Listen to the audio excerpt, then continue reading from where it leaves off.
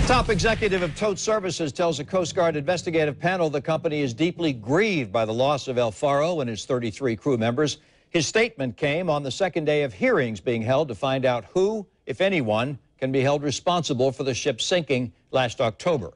Channel 4 Scott Johnson is joining us now live from the Convention Center. Scott.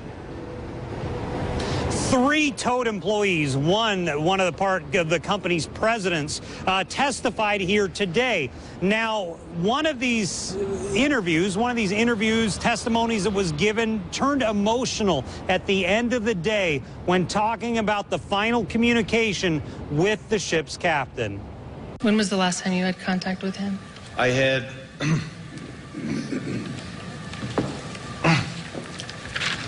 the day before the vessel was lost. Was that a phone conversation? No. Excuse me.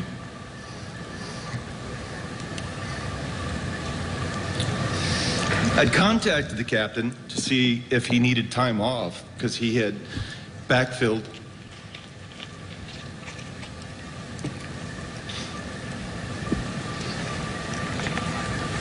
And he came back. Mr. Gandraki, I recommend we take a 5-minute recess at this time. Thank you. Sir.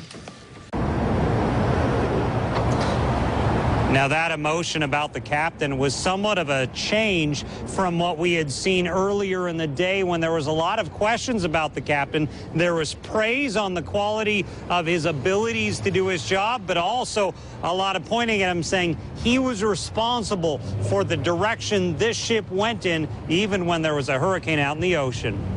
The primary testimony today came from Philip Green, president of Tote Services, one branch of the large Tote umbrella of companies.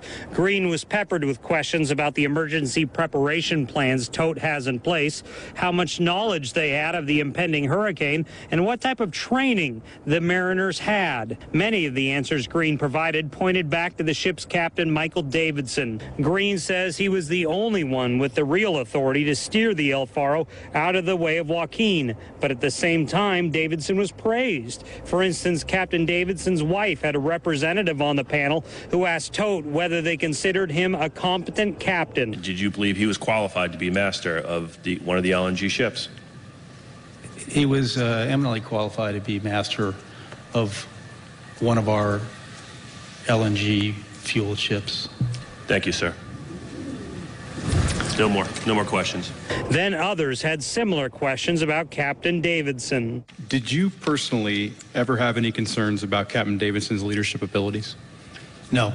Among the crowd watching today was Congresswoman Corrine Brown, who sits on the Congressional Transportation Committee and wanted to see this hearing in person. You got a great team, and I just want to hear what is the outcome of the team. You know, I've been on this committee the entire time I've been in Congress.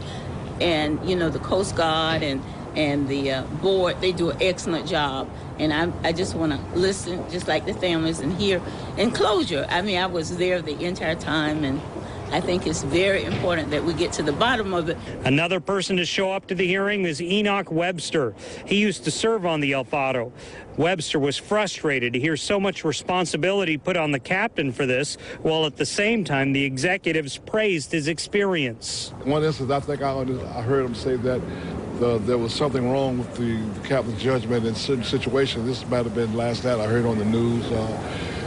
But when they asked him a little before recess today, then they say, well, in certain circumstances, I made some notes that then the captain has the wherewithal to make those decisions because he's what I would say the on-scene commander. I didn't like what I heard. And some ex-members of the El Faro crew are slated to testify in front of this hearing later this week. Tomorrow, though, we're expecting more members of the Tote family, executives likely to testify here in front of this hearing. So that's what we have slated, but a lot more of this to come for around the next week and a half. We're live downtown outside the Prime Osborne. Scott Johnson, Channel 4, the local station. Scott, has Tote added any new safety or weather monitoring procedures since the El Faro sank? They have, Tom. That's been a big thing they've talked about here, asking them about this.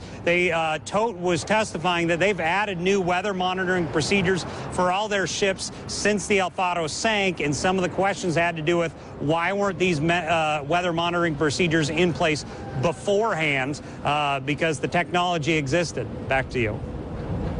Thank you, Scott. Scott Johnson reporting live from downtown.